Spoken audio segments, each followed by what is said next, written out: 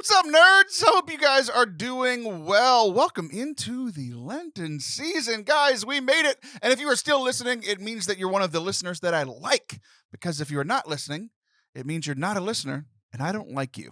A lot of people give up podcasts for Lent.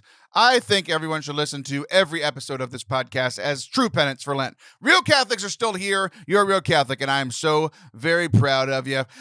So today's show is a blast. I talked to Father Anthony, and I have a lot of strange theological questions for him in the first and last segment. Basically, where I set up premises, try to entrap him in a theological argument, and see if he can claw his way out. He does pretty good. And then in the second segment, we introduce a brand new game, which is either going to be one of your favorite segments we've ever done or one of your least favorite segments we've ever done. It's a brand new game. We hope you guys enjoy it. If you do enjoy today's show, please hit subscribe wherever you are watching or listening. That means the world to us as we continue to grow. Thank you guys. Y'all are the best. Enjoy today's show.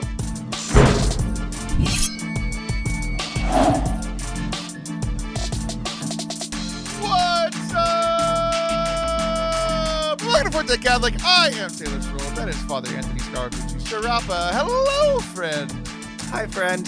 I have some exciting news for the audience. You know about this news, but the audience does not. I do. You ever since you moved to the new parish, you've been very busy, and so you've played less video games total.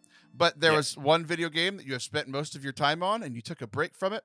So we have played video games multiple times over the last 2 weeks, and I have cherished every second of it. It's been delightful. It really has been, though. It's been a lot of fun. So not only have I enjoyed spending time with you, but I think when I rank things that I'm good at, I think audio editing is number one. I think Rogue Company might be number two. Yeah, I'm not going to disagree with you there. Yeah. So, it's been nice to hang out with you, but it's also just been good. It's just given me excuse to play the game again.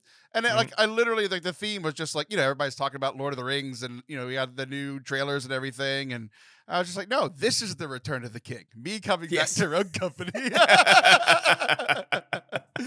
Yes, I agree. But I think I've just lost you again because the Destiny 2 expansion came out. So I think I'm going to have to wait another 6 months to hang out with you, friend. Yeah, at least 6 months. Yeah. just start playing it just the other night, and it's like, oh, this is very fun. Good. Well, I'm happy for you, sad for me. But maybe I'll still be the king just alone. Heavy is the head that wears the crown, they say. So that's true. But I have been duped, Father Anthony. Not by you. I have been duped by my own parish. Wow. I have shared not everything on this show about what's been going on at my parish, but I've shared some things. It's been a rough couple of years at our parish, and people know that. But we got a new pastor. He's very good. And we got a new director of evangelization who's been a friend of mine for 12 years. So cool. Things are good. So I went from I was incredibly involved with the parish, the campus minister, playing music for masses every Sunday, running the technology for the parish, to bad things happened, and I sent a letter of resignation, I'm just done. I'm done with the work. I'm done with the volunteer. Y'all figure it out. And everything fell apart because I left. Yes. Exactly. But this past Sunday, I realized how duped I've been. Things have been getting better. I mentioned a while back, I started on the pastoral council in December, started helping out with Alpha. So it was a slow drip. I also agreed to teach at the confirmation class. But in 5 days, I led worship for a Jason Everett event at the parish. And then on Sunday, I spoke for the confirmation class kids.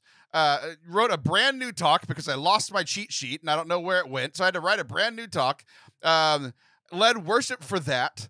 Went and had lunch. Went back for Alpha and helped run Alpha. And I'm like, I've been duped. I quit this parish 2 years ago and I just spent 9 hours there on a Sunday.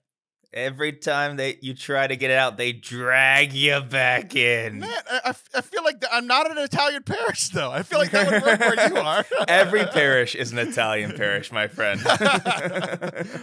It's funny that you say the Italian thing, because I thought of the old, I think it was a Chingy song.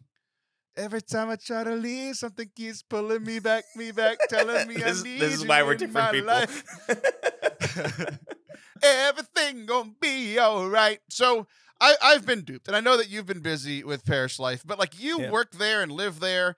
I'm just a volunteer, and I was there for 9 hours. I feel like I've been duped. And I told the pastor, I was like, "How did you do this? He's very sneaky. What Yes. have you done to me? Why am I here?" Yeah, I was not working at my church for 9 hours on Sunday. Like I had some morning masses and the communion call, and then that was about it for me. So you did more church stuff than I did. I was so mad because you were free like the whole Sunday, and Yeah. you were playing Rogue Company on one of Yeah. the last days I could have played with you before I lost you to Destiny 2. And I was at church doing things for the Lord. It sucked. It's what a heavy cross. What a heavy cross. For sure. Oh, man. But I am excited about something that is happening. So after this first run of Alpha, I am quitting Alpha. Oh, you're quitting. Are you going to go on to like Omega or Beta? Well, or... that's been the joke. Our dry run of Alpha, we've been calling the Beta Alpha because it's like our kind of dry test. But I am quitting, but not leaving. I've talked about Alpha. I think it was with you about a month ago. Yeah. Great ministry, but I feel like my talents could be better utilized elsewhere. Because for the most part for Alpha, I set up the technology stuff, I play 2 songs, and then I'm like just sit in a small group and talk. It's like, I don't know, man. Like, I think other people could do that, you know? But yeah, sure. There's a new ministry starting. So essentially, Alpha is like to bring people in, introduce them to Jesus. And the big question has been, what do we do after that? What do we do after Alpha? Oh, Beta. No, we've already done the Beta Alpha. It's very confusing. So Sure. What do we do after that? And so we looked at what other parishes are doing that have run Alpha and have been successful. And there's this new ministry at our parish called Foundations that is starting. And guess who is running this? Oh, is it Mr. Taylor Schroll? It is Mr. Taylor Schroll. It is. So I'm quitting Alpha and getting more responsibility. Excellent. Yeah, you really are. You really have been duped. My pay has increased and also been multiplied by 100. Yes. So, you know, That volunteer pay. 0 remains 0. But I am excited because Foundation, it's essentially going to be a systematic theology teaching course, which is fun because it's like, that's the part that we don't do that here. We do not do that here. You know, like, yes. So it's going to be fun to use a different, skill set, because usually we joked last week that I was like the contract killer. Like people bring me in to do the one thing and then I leave town and no one ever sees me again. Yeah. So like I've done like theology talks, you know, like I do the confirmation talk a lot, or I do the confession talk a lot. People like me doing the 4 marks of the church, I think, because I put up a picture of like, you know, Mark Wahlberg, Mark, the guy who wrote the gospel. Like there are 4 Catholic marks and that's all we need. But I've never done like a systematic thing. And so this is going to be a 10-week course where we're going to do, you know, like basics, obviously, because it's 10 weeks, but a systematic theology course. And I've already got another person. Well, you know, I dropped out of grad school. She finished. So she's going to help me. I'm just really excited. I feel That's like great. my skill set is being used at the parish. And look at you. I'm happy. And the pastor knows he duped me. And I don't know how he did it. So that's the sign of a good pastor. It was just me and him because I had finished the confirmation class and then I was sitting there eating my Whataburger before Alpha. He's like, "What are you doing here?" I was like, "I don't know. I live here now." And he looked at me and he said, "Thank you for using your gifts for the parish." I was like, "Shut up."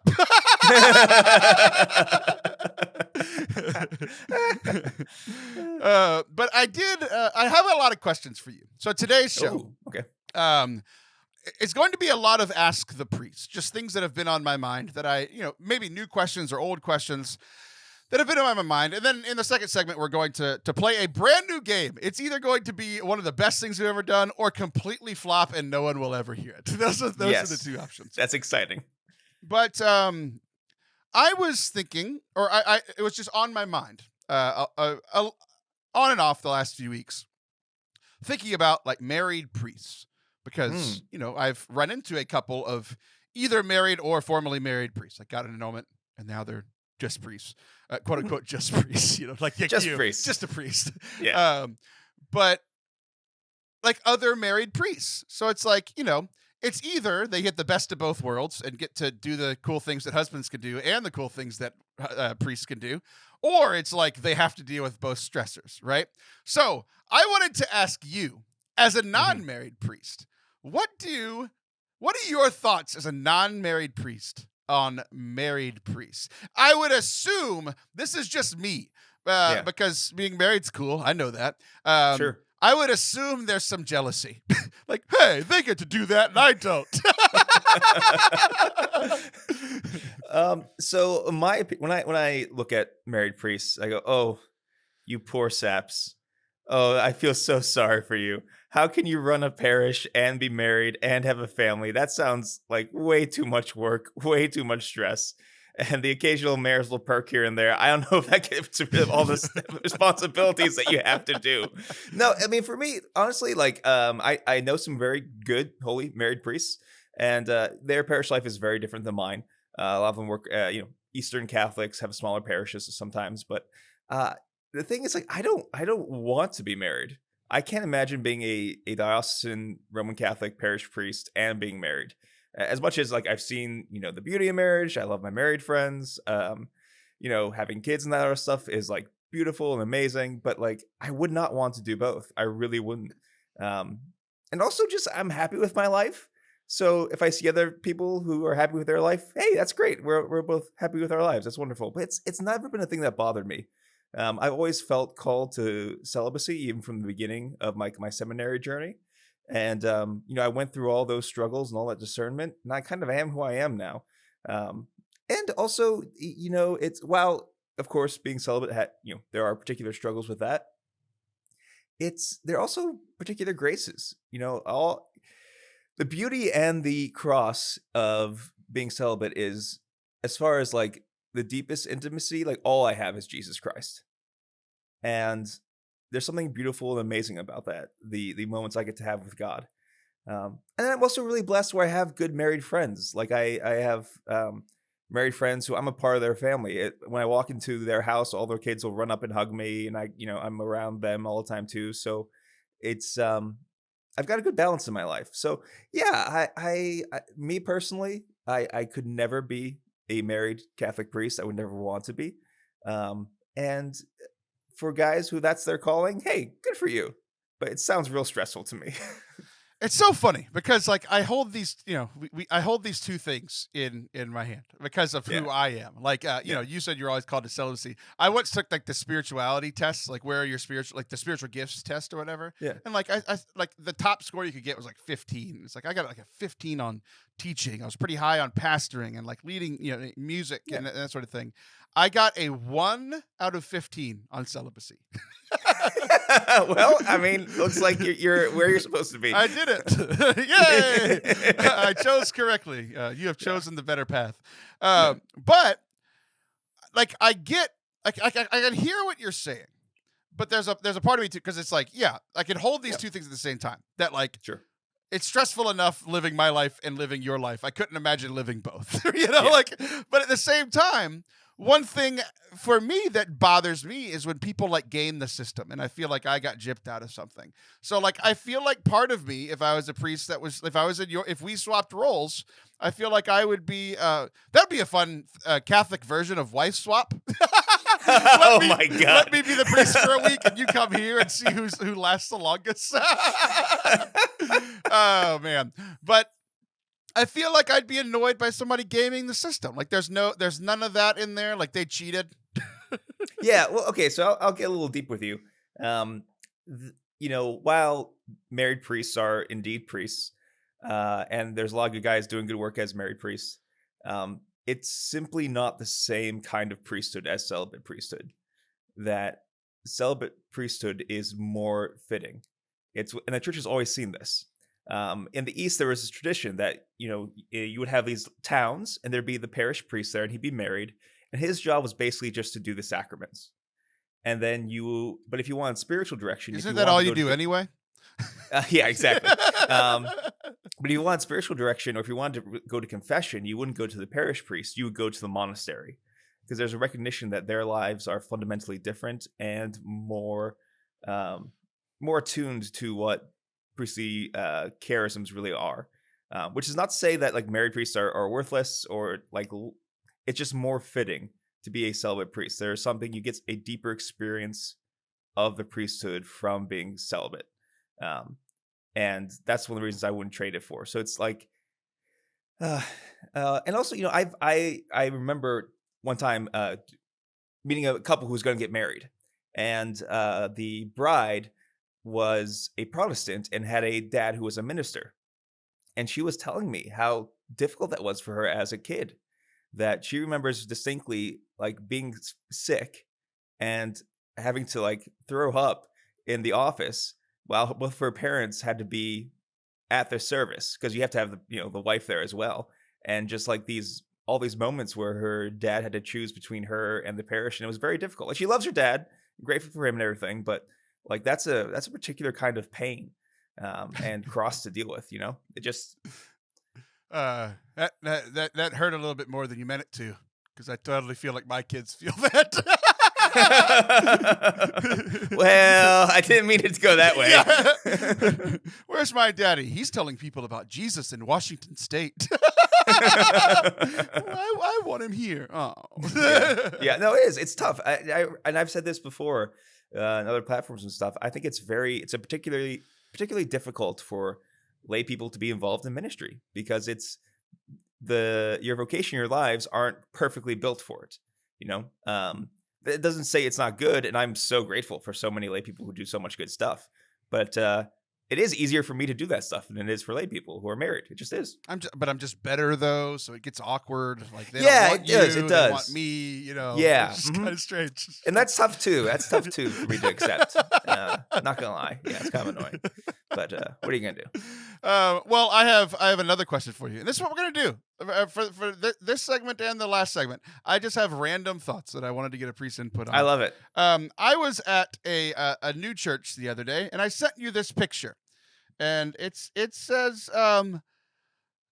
St. Paul's CHVRCH. Oh yes, CHVRCH, and I was like, I texted it to you, and I was like, what the heck is this? This looks so stupid. People are like, Catholics are dumb, and we're perpetuating. It was on the cornerstone of the church, the CHVRCH. Yes. And I'm like, is there some like old Latin thing? I don't know, some tradition. And you gave me the most disappointing answer that I could have received. Yeah, it's just easier to carve a V than it is a U. And because they look similar enough, it's just you'll see that like all the time in Roman architecture and stuff, even before the church was around. Just CHVRCHs, just using the V. Yeah, that's all it is. It was just easier to carve. Just freaking lazy Catholics, man. I hate that so much. I've never carved anything into concrete, but how hard is it to make a line going down and then a straight line going across and another straight line going up? It could be a boxy U. I get that like the curves can be difficult, but just go straight down and across and back up. How hard can it be? You lazy freaking Catholics. I think that would look weird. Also, I was thinking about that. You know what else looks weird? Spelling it wrong. It's our primary thing, and we're like, welcome to our CHVRCH. First of all, I love pronouncing church as CHVRCH. But also, I was thinking about that, and that was my understanding of that. I remember, I forget where I learned that, but then I was looking at that picture again, and I was like, the C is a big curve.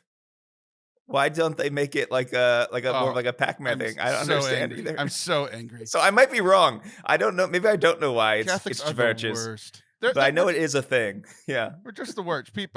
People responded pretty sillily. We had some because I asked, just checking in to make sure that everyone went to CHVRCH this morning, and I attached the picture. People were like, "That's the Latinized U, which is V, probably easier to chisel." Somebody said, "Of course." Of course. That's a great response. Somebody said, that's the early CHVRCH. Some will go this evening, like replacing the V in evening to U. Very funny. That's also good. Oh, man. Is that one next to the Museum with two V's? It also had around CHVRCH. It had Yeah. the numbers 1959. And Yeah. so Father Daryl Miette, Open Canada, said, "Is that 1959 or 1599?" And I said, "Obviously, this is sent from the future, 9951." And then, but I've seen this too, like return to tradition.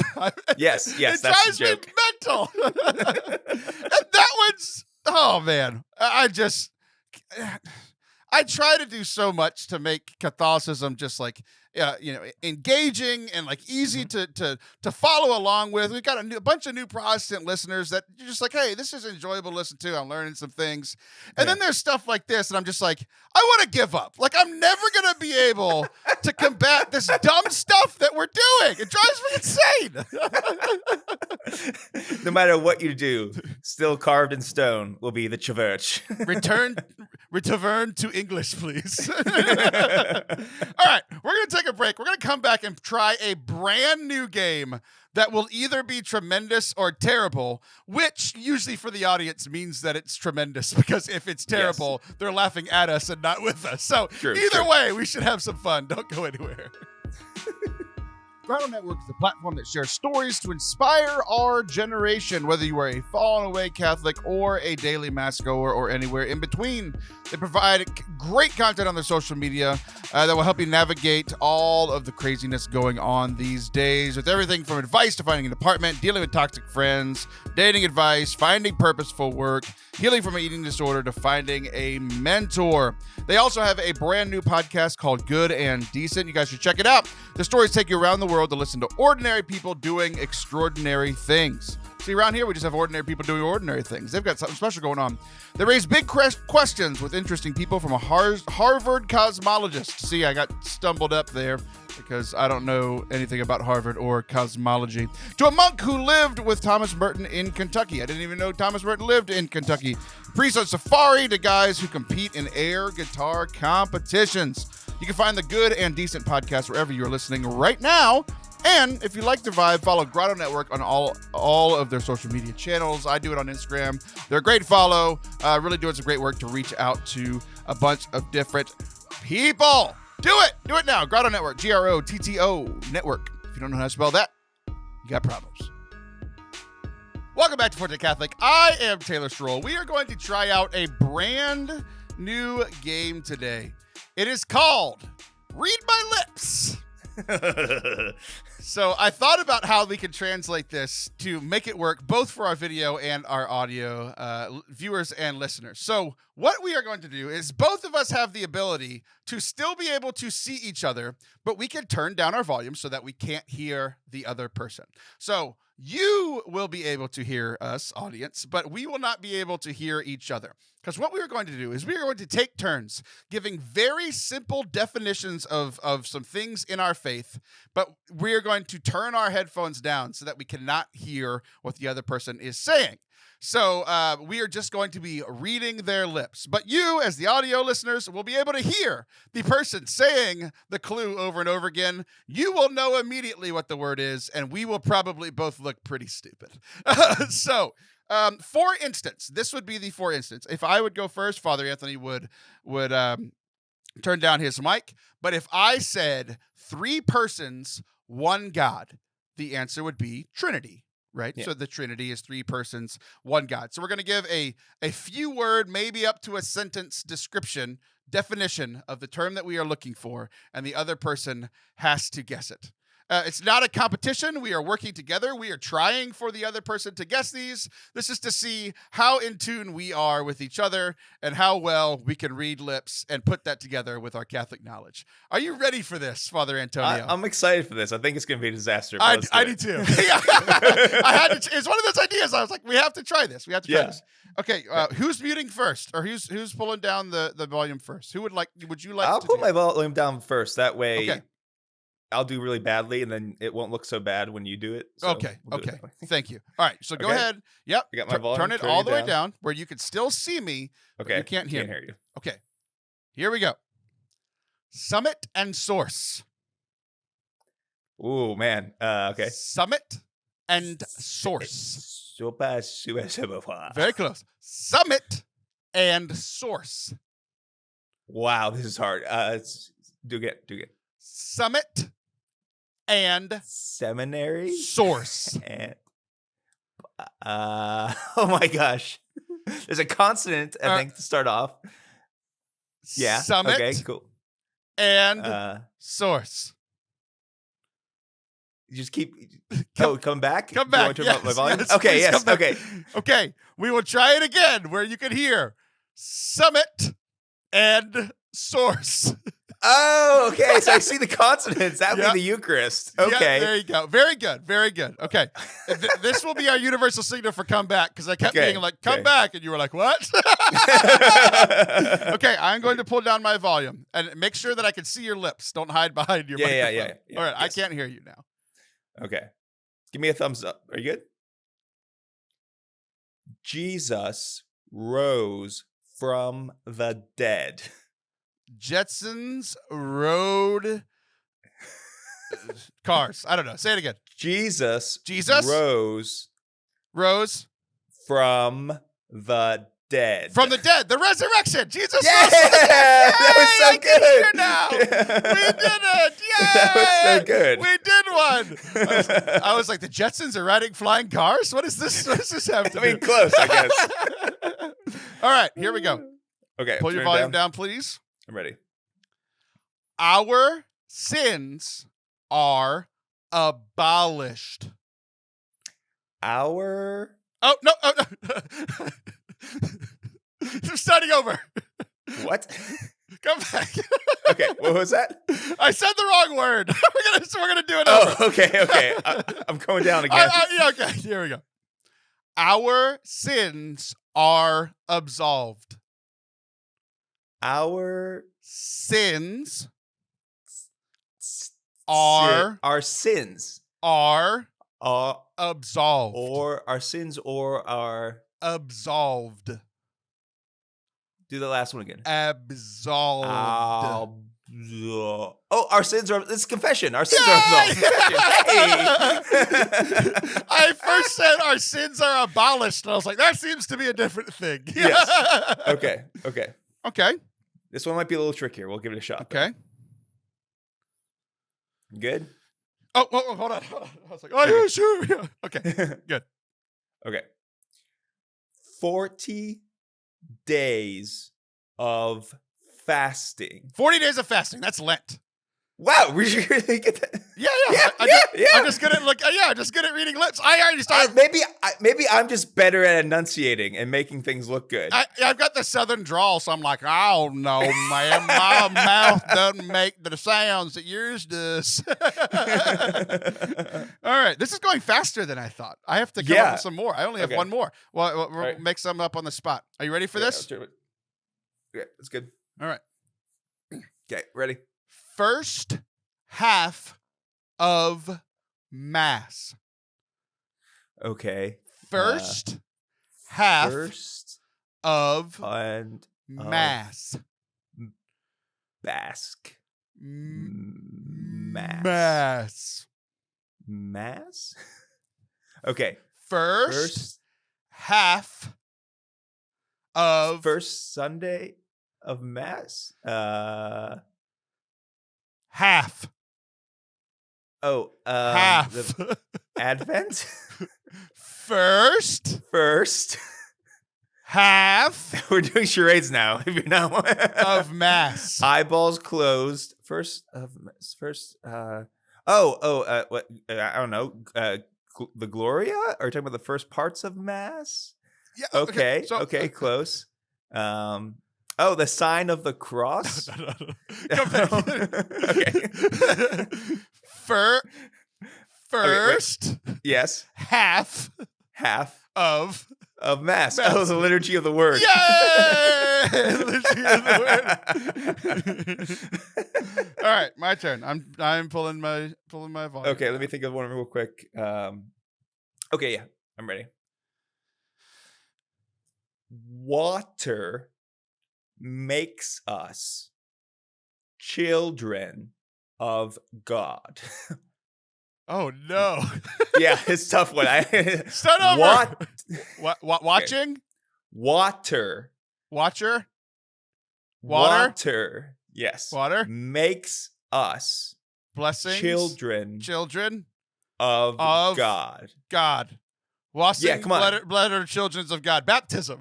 Yeah, there you go. Yeah. Was I close?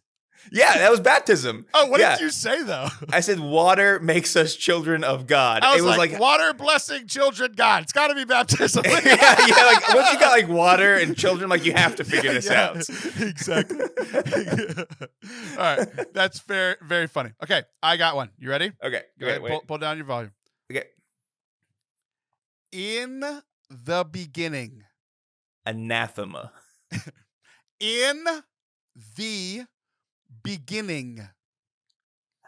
I'm back. In the Anything beginning. bad. Any. Hold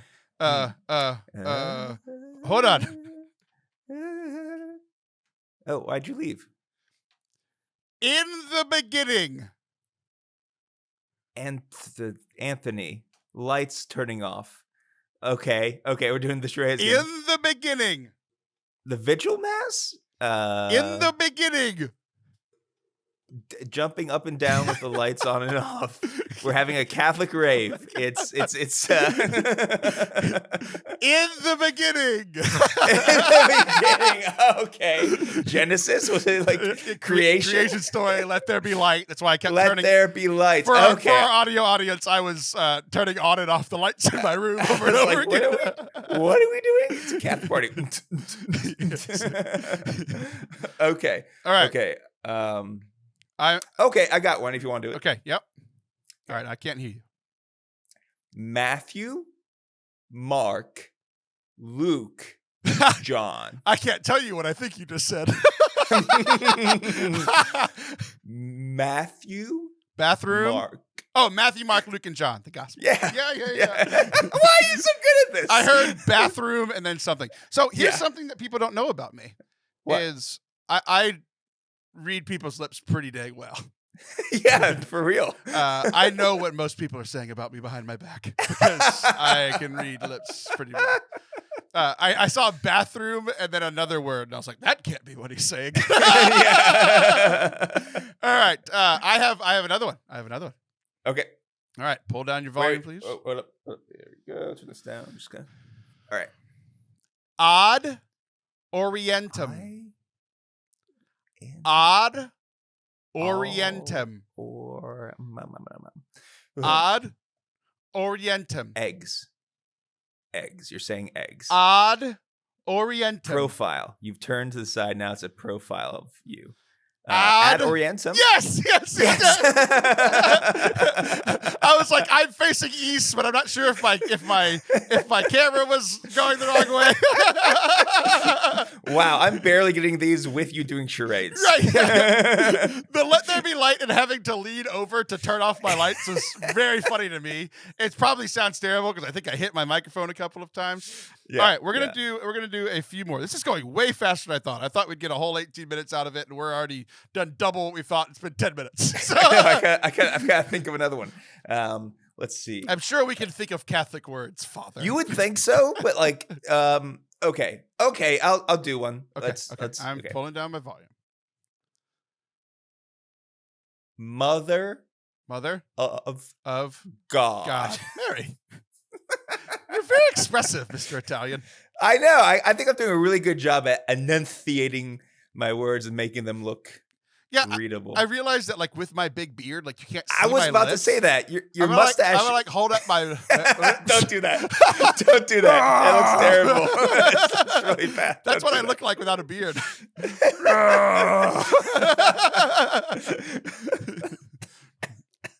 Okay, I've got one.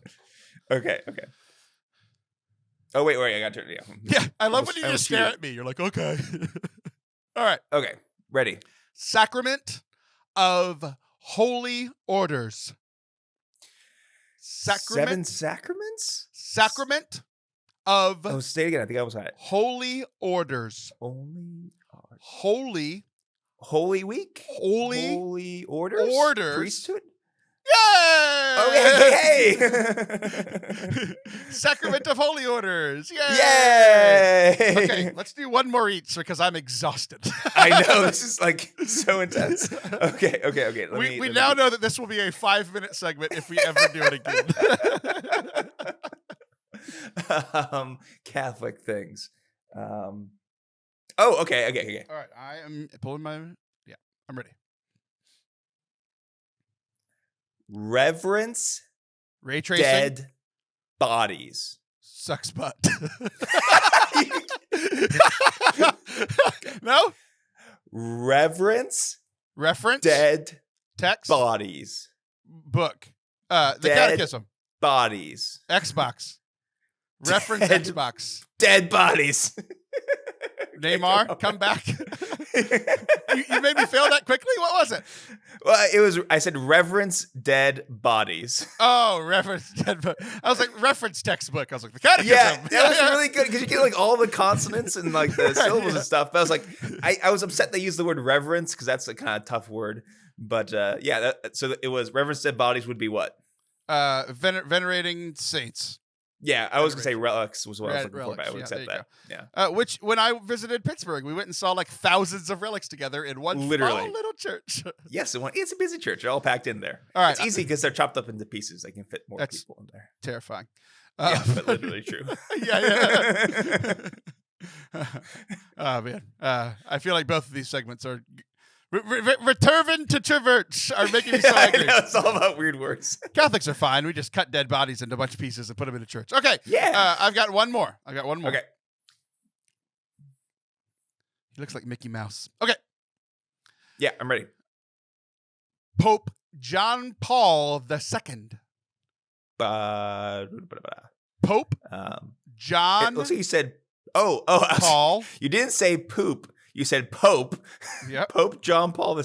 Yay! Okay. We did it!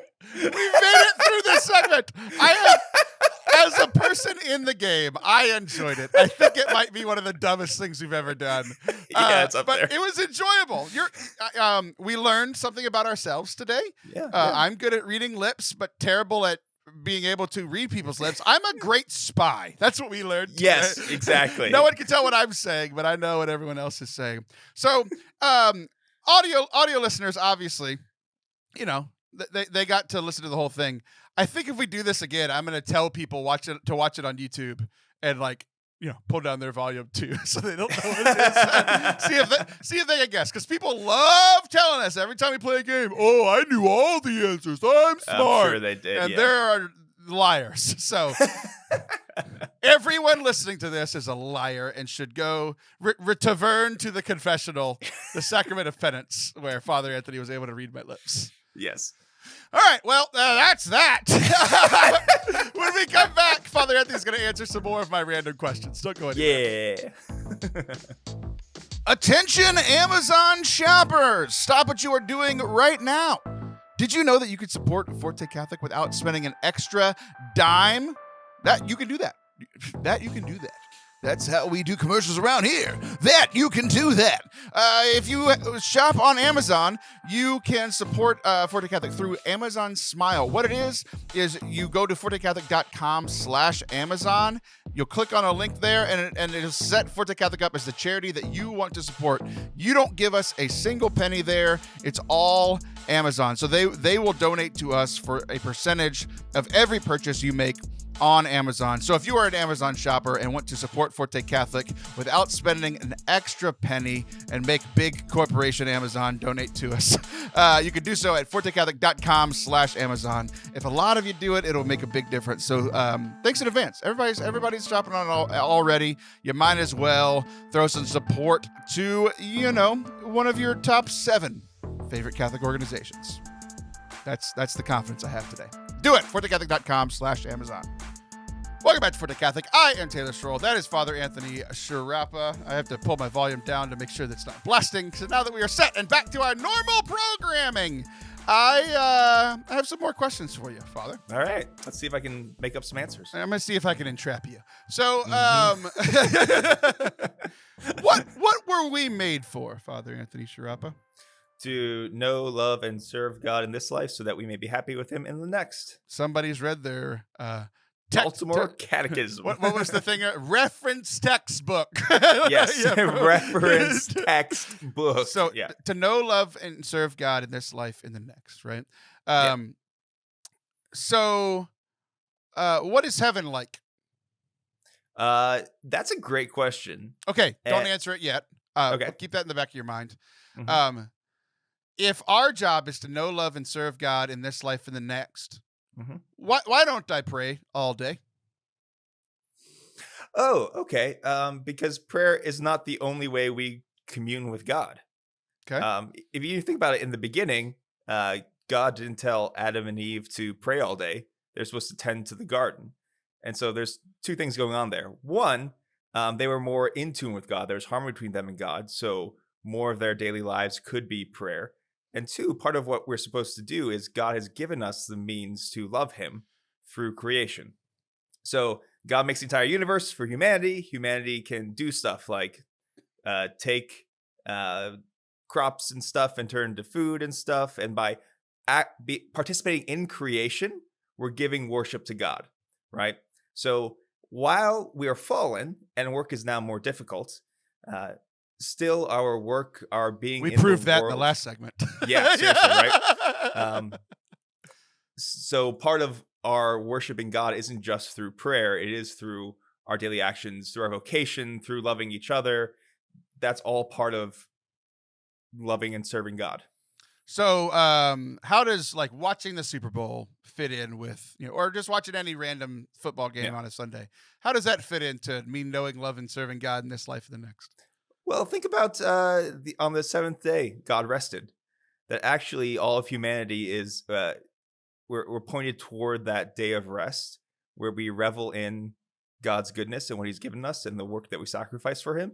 And so, I'm saying that every time you pop yourself in front of a screen, it's like worship, but the idea of rest, relaxation, of leisure is a part of that as well.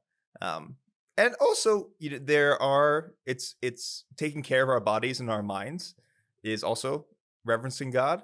And sometimes it can be helpful just to turn your brain off for a little bit and watch some football, and that's okay. Would you say that everything that you just said also applies to like playing video games? Yeah. Okay. So here's my question. Oh no. Yeah. I think I gotcha. Okay. So what is heaven like? Heaven? What is heaven What like? are we going to be doing in heaven? Do you want me to say we're going to be playing video games in heaven? I want you to answer the damn question. So, I mean, it's going to be a complicated answer because what we're going to be doing in heaven, we can say in general will be, we only use metaphors and stuff for this. The church is almost agnostic about heaven, and there's a bunch of images for heaven. A weird sentence. Yeah, it really is. Like, so we know that it's going to be good, right? We know that there's different metaphors for it. The heavenly Jerusalem, a new heavens and a new earth. We know that different theologians have talked about the fact that that there's going to be like gazing upon the face of God, being in communion with everyone around us. We can kind of point to what it's going to be like, or at least what the experience will sort of be like. But to say what are we doing in heaven, other than giving you a vague sort of answer of being in love and with God and with each other, it's kind of hard to pin down. The church doesn't do that. We're waiting something new to happen. I feel like the church has pinned down, and maybe this isn't the church's theology. This is all that I've heard growing up and literally till now, that all heaven is worshiping God, like joining in with the angels and saints, and we're singing Alleluia all the time. Yeah. That's what I have heard. Yes. So, I mean, that's an image that is true, but it doesn't encompass everything. So like I said about like what we're doing on earth, as far as worshiping God, all these kind of activities, anything that's good, God will not destroy, but will elevate to a new level in heaven, right? So there is going to be still human activity in heaven, but they're kind of going with that image, the liturgical image of worshiping God. So it can be both of those things. Like heaven is a mystery to us right now. So here's what I tell people. If your idea of heaven freaks you out, it's not what heaven's going to be. Thank you. Because there could be real heaven anxiety Because it sounds among Christians. Yeah, it sounds real not fun. Yeah. So this is a great rule of thumb. If your idea of heaven makes you anxious or feels bored or like makes you not want it, then it's not what heaven's going to be like. So and that's what I tell people. Yeah. Conversely, Okay. if my idea of heaven does make me feel good, is that what heaven will be like? Not quite. So if your idea of heaven does make you feel good, whatever is the core of that goodness, there's something true about that. I think what I'm about to say is true with what you just said. Okay. You ever seen The Simpsons talk about heaven? Yes, the Protestant heaven versus Protestant Catholic heaven versus Catholic heaven. I feel like everything the Catholic Church has taught me about what heaven is what the Simpsons say Protestant heaven is. It's just like, everybody's standing there constantly praying and bored out of their minds. And then you go over to Catholic heaven and they're playing golf and drinking and having a blast. And I'm just like, that's what I picture when I picture heaven. And like, just like how we have life now, it's like, yeah, we pray on big days. We can go to mass and like we talked about a couple weeks ago, like mass there, like what we say is mass, like the prayer and worship of God is going to be so much better there, and I'm looking forward to that. I just don't know if that's what I want my eternity to be. I mean, it's better than the alternative, but like I just like as a kid, like I think I invented VR before a VR was ever invented. Because I'm sorry you didn't get the paycheck for that. Yeah, I know. I don't get paychecks for anything. I have great ideas. Everybody else steals them and makes a ton of money. So I essentially thought as a child, and it's what I wish heaven will be. What I actually thought heaven was like as a child was like essentially the best VR ever. It's like I get to go to like, there's just like choose your own adventures in heaven. It's like, I want to go be a Pokemon master. And like, I become this little kid. I get dropped into Pallet Town. The I Want to Be a Very Best song pops up. And I get to go live my Pokemon adventure. And then I become, the leader of the Elite Four. And then like the game's over. I'm back in heaven. I go to mass. I sing with him. And then I go to like Harry Potter land. And then I go to Hogwarts for 7 years. Time isn't a factor. I can do all this stuff.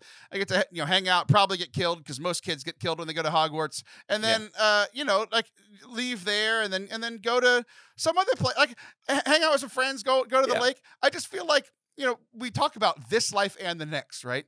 Well, like it's always been like this big shift from what is good, true, and beautiful in this life.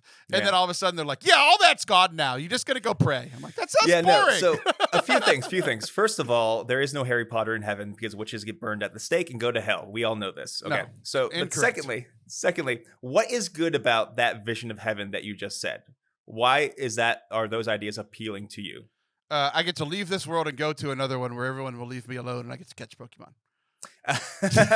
Okay. We'll work with this. Okay. So I'm with people doing things that I love and that bring me enjoyment. Yes. So that will be in heaven even greater. And what does that exactly look like? I don't know.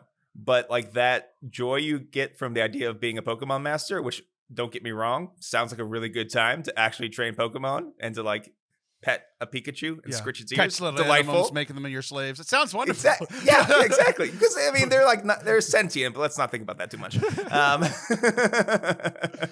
Fighting rings, yay! But like that goodness of human activity, of freedom, of creativity, all of that's going to be in heaven, and it will be in heaven in a way that will be utterly satisfying. So I sang this song to our beloved co-host, John Blevins, a while ago. Okay, yeah. If heaven ain't a lie like Detroit, I don't want to go. If heaven ain't a lie like Detroit, I just should have stayed home. If they ain't got no 8 Mile like they do up in the D, just send me to hell to Salt Lake City. It'll be about the same to me. So my new version is, if heaven ain't a lot like Pokemon, I don't want to go. If I can't catch them all, I just should have stayed home. It's just all these things. Like it's like what I've been taught my whole life, and what seems to make sense to me just didn't come together congruously. Yeah, and to be honest, this is a very common thing. I've experienced that in my life. I've talked to a lot of people who are like freaked out or anxious about heaven, and I think it's because we don't a lot of times in the church, we have these images that are helpful and metaphors that are helpful, but we forget that they're just images and metaphors pointing to a higher truth. And then we get locked into them and we begin to see them literally. And then that freaks us out. Like in any metaphor, in any image, whatever we're applying it to God or to heaven, it's more unlike than it is like. So it's just giving us a hint. And I think we have to keep that in mind when we think about these heavenly things. The one that is literal that makes me happy is heaven is me being a Pokemon master. That literal idea brings me quite much. You know what? If that brings you peace for right now, I would say, as your podcasting spiritual director for the moment, fine. Well, it's not just now. I've literally had that thought since I was 8 years old, so it's not going anywhere. Okay, my next question and final question is along similar lines, and you actually brought up the term that bothers me in your description for this last one. We are on the current Earth. There are no other Earths that we know about. There's no Earth 2. There's no alternate reality where evil Superman lives. Yeah, exactly. Where the new Batman's coming out. I'm very excited about that. But anyway, I digress. We are in the current Earth, and that means that there is a current heaven. And that sounds really stupid until you hear the next phrase that I'm about to say that you've probably already thought of, that we have also heard our entire lives as Catholics. One of them makes a lot of sense to me. At the end of time, there will be a new Earth. I'm very excited. World War III started today. Like, new Earth sounds tremendous. Like, we could use a reboot for sure. Yeah, exactly. Just like the DC Universe does with their Earth too. So we need a new Earth. But I was sitting at a church function the other day, and they were talking about a new heaven. And I'm like, what do you mean a new heaven? Isn't heaven literally perfection? Why do we need a software update for heaven? Isn't it perfect already? Like, I have so many questions about the new heaven. So I'll start there. God says at the end of time, there will be a new heaven. Why? Why do we need that? Okay, so you have to keep that phrase together because in the book of Revelation, it's together. A new heaven and a new earth.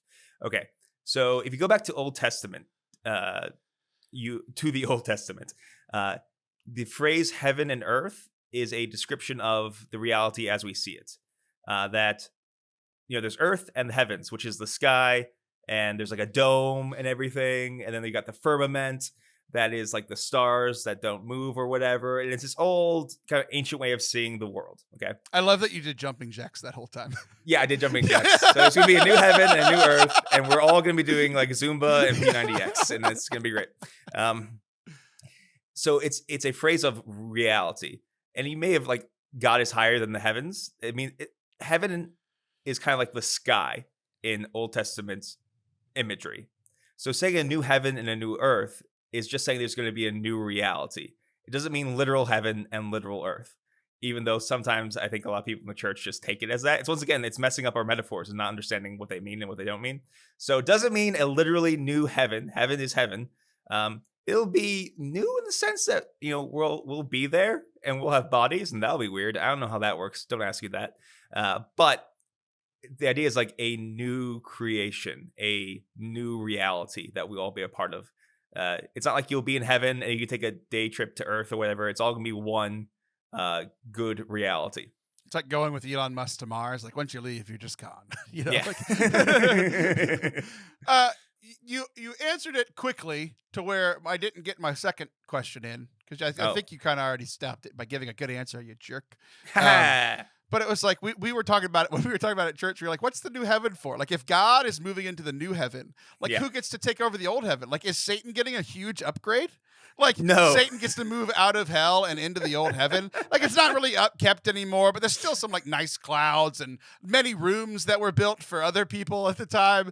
So this is what happens with the old heaven. You know how sometimes like you want to go to a fancy restaurant, but sometimes you really want to go to like a dive bar or get a cheeseburger somewhere? That's the old heaven. Like, it's still going to be around. It's going to be like if you're looking for a poker game or something like that, you're going to go to the old heaven. It's still got its charm, It's like the old part of town.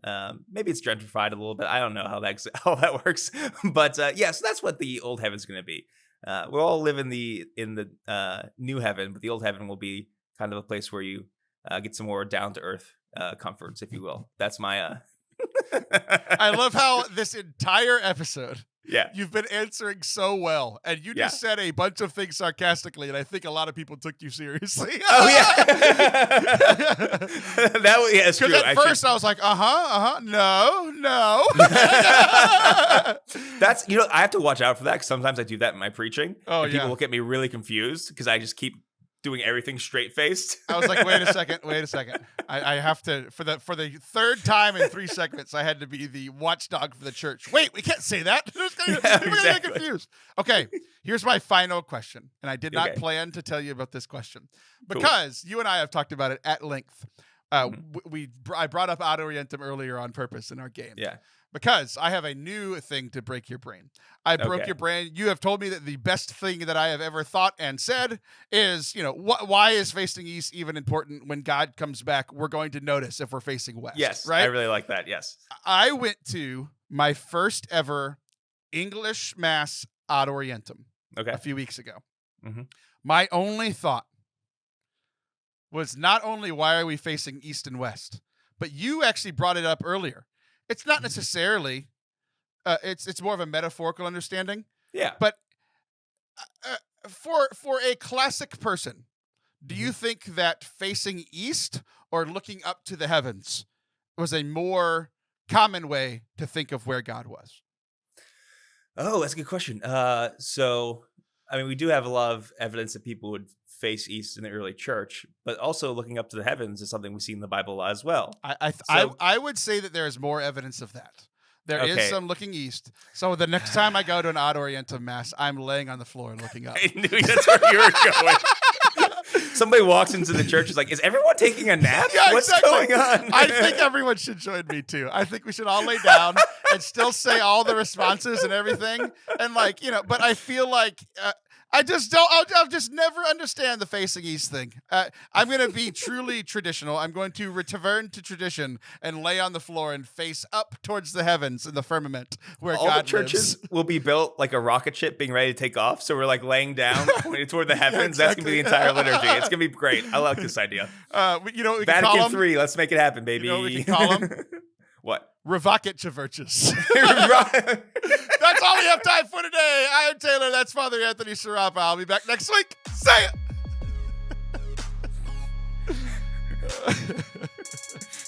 Good times were had by all.